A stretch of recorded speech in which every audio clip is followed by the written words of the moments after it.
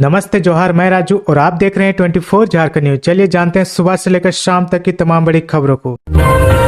महिला पहलवानों के समर्थन में भाकपा माले ने रांची में निकाला कैंडल मार्च। केंद्र सरकार पर साधा निशाना।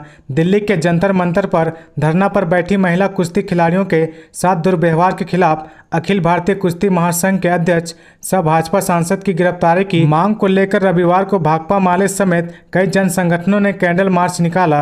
रांची के अल्बर्ट एक्का चौक पर पहुंचकर कार्यकर्ताओं ने कैंडल मार्च के साथ जंतर मंतर पर आंदोलन कर रही महिला कुश्ती खिलाड़ियों का समर्थन किया। इस दौरान भारतीय कुश्ती महासंघ के अध्यक्ष सह भाजपा सांसद ब्रजभूषण शरण सिंह को गिरफ्तार करो, बेटी बचाओ बेटी पढ़ाओ का नारा धोखा है के नारे लगाए गए हैं।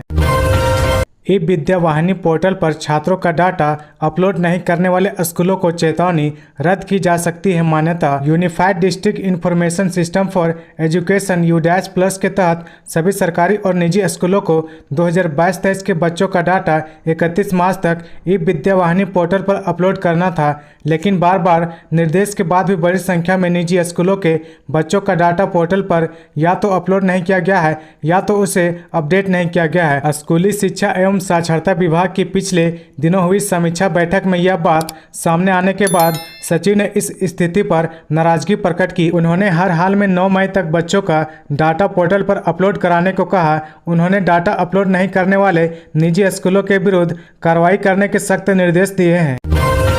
हेमंत सरकार व कोलेबिरा विधायक नमन बिक्सल कोंगाड़ी पर बरसे पूर्व मंत्री एनोस एक्का। झारखंड के पूर्व मंत्री एनोस एक्का ने सरकार व कोलेबिरा विधायक नमन बिक्सल कोंगाड़ी पर कई गंभीर आरोप लगाए हैं। श्री एक्का ने कहा कि वे भाजपा के हाथों बिकने वाले नहीं बल्कि कोलेबिरा के विधायक नमन बिक्सल कोंगाड़ी हैं। हाल ही के दिनों में इस मामले को लेकर उन पर मुकदमा भी हुआ था, केस भी चल रहा है। ये बातें एनोस एक्का ने अपने आवास पर आयोजित प्रेस कॉन्फ्रेंस में कही।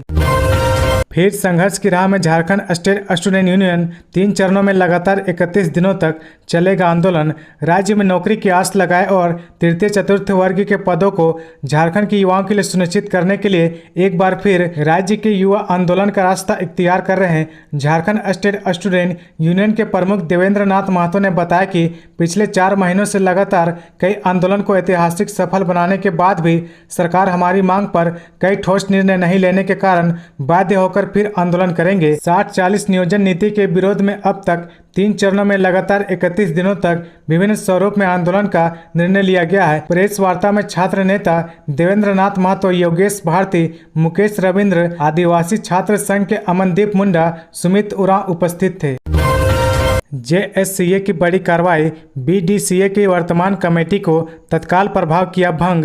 झारखंड राज्य क्रिकेट संघ ने बोकारो जिला क्रिकेट संघ BDCA को तत्काल प्रभाव से निलंबित कर दिया है। इस संबंध में JSCA सचिव देवाशीष चक्रवर्ती ने लेटर जारी कर दिया है। इसके मुताबिक BDCA को भंग करने के अलावा 5 सदस्यीय समिति का गठन भी कर दिया गया है। अगली व्यवस्था तक समिति ही बोकारो जिला में क्रिकेट के संबंधित सभी क्रियाकलापों का संचालन करेगी। कहा गया है कि अगले आदेश तक काम करने के लिए जिस कमेटी का गठन किया गया है उसमें शैलेंद्र कुमार को संयोजक बनाया गया है। समिति में दुर्गा दास झा, JP द्विवेदी, राजेश रंजन और संजय सिंह गांधी को सदस्य बनाया गया है। बोकारो संघ को तत्काल प्रभाव से जिले से संबंधित सारे रिकॉर्ड इस समिति को उपलब्ध कराने को भी आदेश दिया गया है।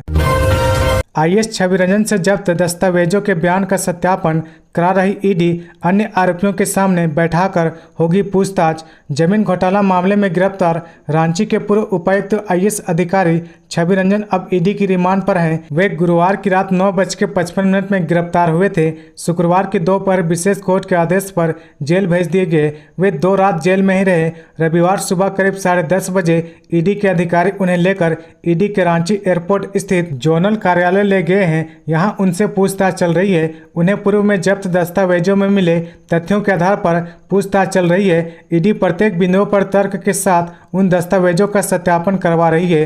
अब तक की पूछताछ में क्या कुछ सामने आया है यह स्पष्ट नहीं हो सका है। फिलहाल पूछताछ जारी है। आगे बढ़ने से पहले अगर अभी तक आपने इस चैनल को सब्सक्राइब नहीं किया तो प्लीज सब्सक्राइब कर ले, जिससे आपको झारखंड की हर छोटी से बड़ी खबर की अपडेट आप तक पहुंचता रहे। द केरला स्टोरी को डॉक्टर इरफान ने हेमंत सरकार से की मूवी को बैन करने की मांग, कहा हत्यारे और नकारे ही जाएंगे देखने।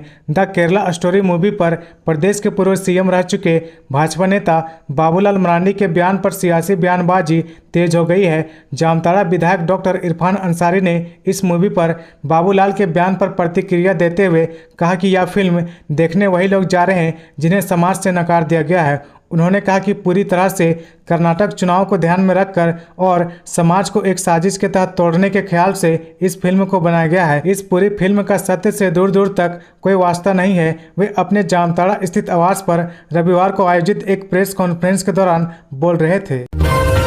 राज्यपाल सीपी राधाकृष्णन ने केरल के राज्यपाल से की मुलाकात। झारखंड के राज्यपाल सीपी राधाकृष्णन ने रविवार को तिरुवनंतपुरम में केरल के राज्यपाल आरिफ मोहम्मद खान से मुलाकात की। राज्यपाल श्री राधाकृष्णन ने आरिफ मोहम्मद खान के साथ अपना फोटो ट्वीट करते हुए यह जानकारी दी है। उन्होंने लिखा कि केरल के राजभवन में स्वागत से वह अभिभूत है। ईश्वर के अपने देश में आकर उन्हें बेहद प्रसन्नता हुई। सांसद सांस्कृतिक महोत्सव का देश करेगा अनुकरण, रांची में बोले केंद्रीय संस्कृति राज्य मंत्री अर्जुन राम मेघवाल। सांसद सांस्कृतिक महोत्सव के आइडिया को लेकर संसदीय दल की बैठक में प्रधानमंत्री नरेंद्र मोदी ने रांची के सांसद संजय सेठ की प्रशंसा की है। यह बातें केंद्रीय संस्कृति राज्य मंत्री अर्जुन राम मेघवाल ने कही।